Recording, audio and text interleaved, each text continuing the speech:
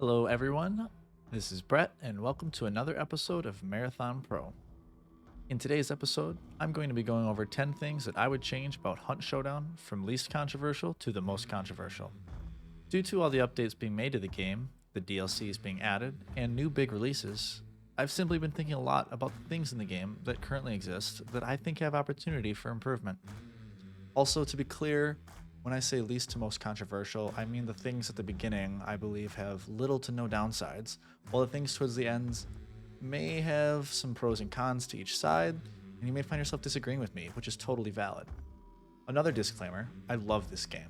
This is not me just complaining about the game at all.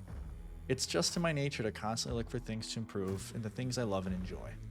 Why wouldn't I want a good game to become great? Anyways, let's get rolling with these ideas. On screen now, you'll see a quick look at the 10 things that I'd like to change and all the ones that we'll be going into today. For your reference, if you ever want to come back and find the spots, I will also have links to the timestamps in the description below. The first thing would be I would change the UI in the lobby. The character loadout, store, and everything isn't too flashy and it gets the job done. However, I feel like there are some quality of life improvements that could be made that I think everyone could get behind. I think the big one here is double clicking to apply and remove each item from your loadout can be a bit tedious and can also lead to manual error more than you would expect. Implementing a drag and drop UI system could drastically increase the speed and smoothness of loadout building and save a little bit of headache. I've had various incidents where I buy something I didn't necessarily want to, but did because I couldn't figure out why it wasn't applying to my loadout. Even further, if you're highlighting the wrong slot in the loadout, you could equip a tool or consumable in a slot that you don't want, which isn't the end of the world by any means, but can get frustrating when I want my melee weapon in my first tool slot every time, but keep misplacing it. The second thing would be to allow loadout adjustments in-game. This one is very related to the first change, but I think it would be super cool to allow loadout changes while you're in a game.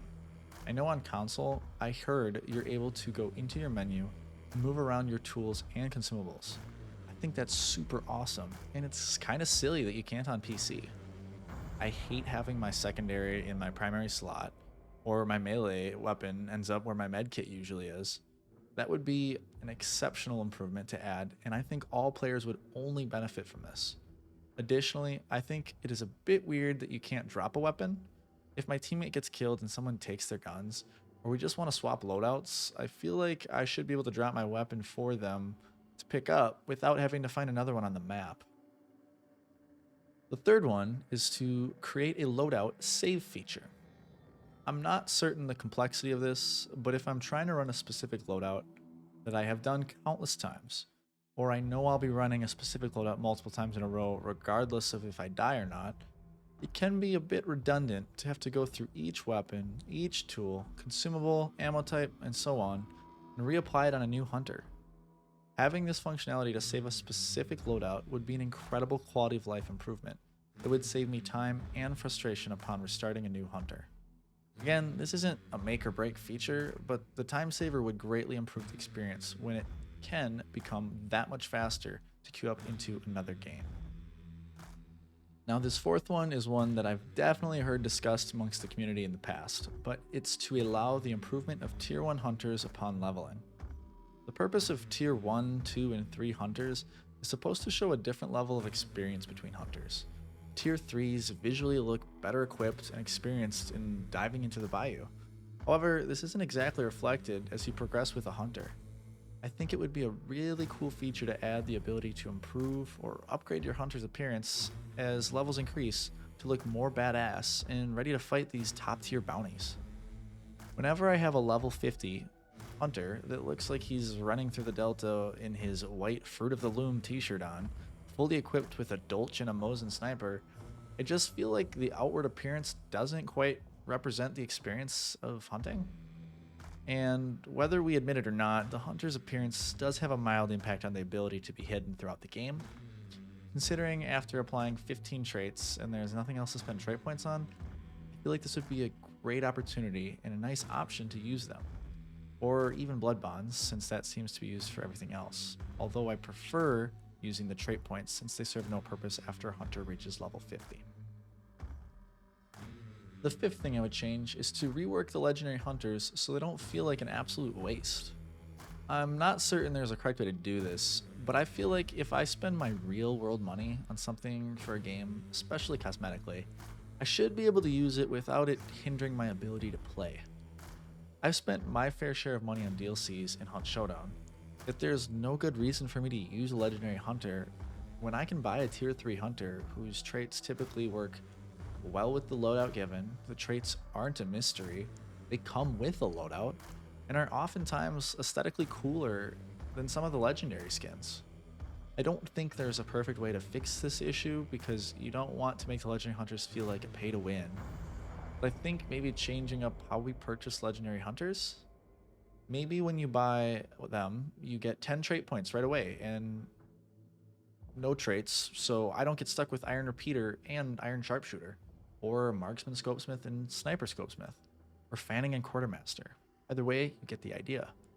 Another idea I had was that maybe the legendary hunter costs $333 hunt dollars and you get 3 random traits, or you spend $222 hunt dollars and you get 2 random traits, or you can spend $111 hunt dollars and get 1 random trait. Like I said, I'm not exactly sure what the right answer is because I know the reason for the way legendary hunters currently are is to avoid legendary hunters being too good. But I feel like something needs to improve for them. Otherwise, it feels like kind of a waste for me to spend my real money on legendary hunters and DLCs altogether. The sixth one is to allow users to reskin their weapons. Similarly to the previous one, I think allowing weapons to be reskinned would greatly encourage me to use my legendary weapon skins. There really isn't a good reason for me to use any of the legendary weapon skins that I've unlocked with blood bonds, prestiging, or through DLCs. It's infinitely more advantageous for me to just use the free weapons, the ones that come with hunters, or the ones I unlock through leveling up, rather than buying a new weapon with a unique appearance. Even selling the unused sparks doesn't yield the money for me to buy the exact same gun, but with a cool skin. Even further, contraband can't be sold, so you can't earn any money back from those. So why would I use the skins I own when I can use the contraband that costs me nothing? Like the hunter skins, this has the same problem in that there usually isn't a really great reason for me to use my legendary weapon skins when I have contraband of the same weapon in my inventory. I think implementing a button for me to use either hunt dollars or blood bonds to reskin an owned weapon would be great, and it could feel much less wasteful than buying a weapon I already own just because it looks cooler. I feel like this is less of an issue than the legendary hunter skins, but still a bit frustrating nonetheless. This seventh one is super small and super simple, but buff weak stamina shots. Plain and simply, these things rarely have an impact on the game. In fact, I'm usually disappointed to pick one up because I'll just use it right away to make room for something better. Hell, these things don't even help you unlock the strong stamina shot. You have to use vitality shots for that. Of all of the shots in the game, the weak version is exactly half of the strong variant except for stamina shots. I think if this was buffed to 5 minutes, which is exactly half of 10 minutes, instead of 1, and you were able to unlock the regular variant by using the weak ones, I think there would actually be a place for this consumable in the game. The eighth change I would make is to allow for a way to see some sort of kill cam. Trust me, I don't think the cheaters in this community are nearly as prevalent as in games like Warzone. It would be nice to see, and it would put my conscience at ease, to watch a kill cam and find out how I got killed. I know this doesn't always prove anything, and I think seeing how you died can be beneficial for learning as well. Man, I've been killed through some tiny cracks, and that kill view has exposed for me. But sometimes I just want to know how much of me was visible to see how good my hiding spot actually was.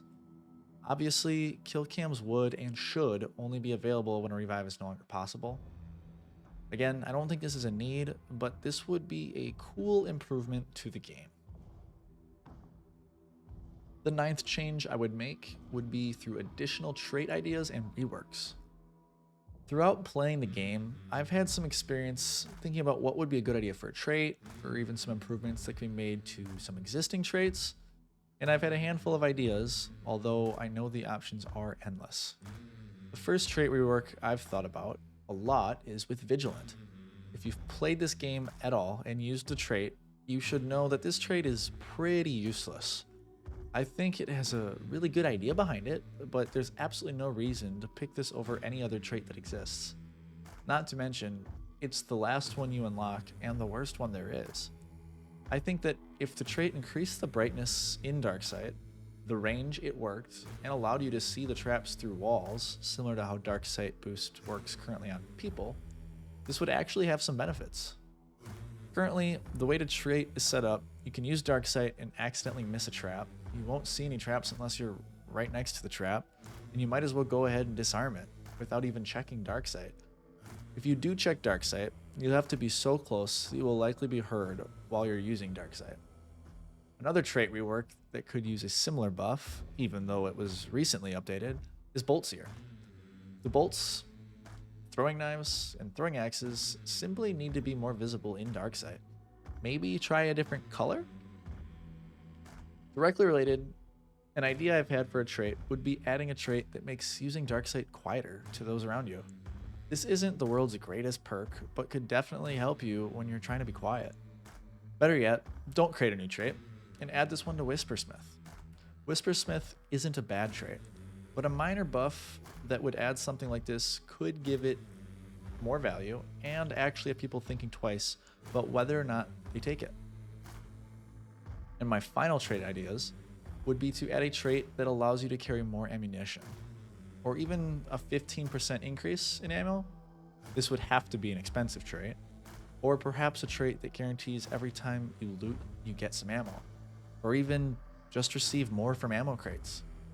This could be another buff to be added to something that already exists, like Pack Mule or Decoy Supply. Which reminds me, Decoy Resupply also could use a bit of a buff. Personally, I believe this trait, as is also a bit of a wasted trait. Decoys aren't used a whole ton in the game, other than maybe the decoy fuses. I think that if this trait could extend past just decoys, it could have more value. Considering how often throwing knives are used, maybe adding these types of tools as well to it could also improve the trait and make it more viable. I do have several other trait ideas, such as increasing the amount of consumables you can carry, but if you have any ideas, leave a comment in the comment section with what you think may be a great addition to the game. I'd love to hear your thoughts and some of your ideas. The 10th and final change I would make is to find ways to reward and encourage PvP more. This one is probably the most controversial, and I'll be upfront about it. I don't think there is a right answer. I also don't think that anything here necessarily needs to be changed. I've just had some ideas that have been inspired by a lot of my recent gameplays. I see a lot of teams going into the map only to spawn on a bounty, vanish, collect a bounty, and leave without interacting with any other players in the game. Quite frankly, I think that's just incredibly unfortunate. There have been more and more teams doing this, at least that I've noticed lately, and I am certain the highlight of playing killing the spider, assassin, scrapbeak, or the butcher. Part of the reason this is, I believe, is there is no real advantage to picking up the bounty, especially in a dual bounty game where you'll have to run across an entire map with a lightning bolt over your head, tracking your every position. In order to counter this disadvantage, I think there needs to be a greater advantage of some sort. I know previously Hunt had 10 seconds of Darksight, and at this stage in the game, I don't think that's a bad idea. I've tried to come up with several ideas that could help this to encourage more fights and engagements, but it's hard to come up with one surefire answer. And maybe making it so the lightning bolt above your head doesn't refresh for 10 to 20 seconds, rather than its current frequency, would help Bounty Carrier feel less vulnerable and encourage them to move around more. Maybe, instead of having to loot a body for more Darksight, you instantly receive Darksight the moment you kill someone. That way long-range loadouts aren't hindered with no real way to loot a body killed 80 plus meters away. On the flip side of this, it is also frustrating for everyone playing who have to chase the bounty carriers trying to extract, particularly if you haven't actually ran into any other hunters. I've had many ideas come my way suggesting how to make this more preventable. On the extraction side anyways, Maybe the bounty carriers should have one of those extraction cards saying too easy when you extract without any sort of PvP interaction. And this gives them maybe half the bounty that they would have if they actually had to fight for it. Maybe this doesn't apply to a certain level of star matchmaking. Maybe at the higher level stars this applies, and maybe at the lower level stars it doesn't. This would obviously apply for duos only and not solos, as gameplay with solos is very different. Perhaps when attempting to extract with the bounty, it should take 45 seconds or something more, which can allow other teams more time to push the bounty that runs away. Now, I mean, this is quite specifically to bounty carriers only. I don't think everyone else should have to wait 45 seconds to extract. Or even increase the radius that the extraction can be blocked at while a bounty is in the extraction. At the very least, I think that a solo bounty should have more than 5 minutes to extract when the bounty leaves. It's really a bummer to be in the middle of a great gunfight, only to have to force an ending and leave because the bounty didn't want to participate. Given maybe 10 minutes after extraction could allow more time for the fight to finish. I know there is no perfect answer for this, and you have to consider all types of players. I would hate for the game to change in a way that would hinder the experience for a lower level player as much as I'd hate for it to reduce the experience of a high level player. Like before, please leave a comment in the comment section below as to what your ideas may be to improve the PvP experience. Or if you think it's perfect the way it is and you wouldn't change anything at all, mention that as well. Like I said earlier, I love this game, and there's not a lot of things that I want to change, and most of these things don't really need to change. These are just some things that have kind of been popping through my head through my recent experiences. So this video was done differently than most of my videos recently. I've been avoiding doing an intro lately since I've noticed viewership dips when my intros begin, but I hope this video variant was enjoyable to watch as I talk through the entirety and only have gameplay as a background. Additionally, I want to thank everyone who has stuck around and helped the channel grow. The recent increase in views and subscribers has been tremendous. Hopefully we can continue this progress. I really appreciate you for watching this video. I really hope you enjoyed it, and I'll catch you next time.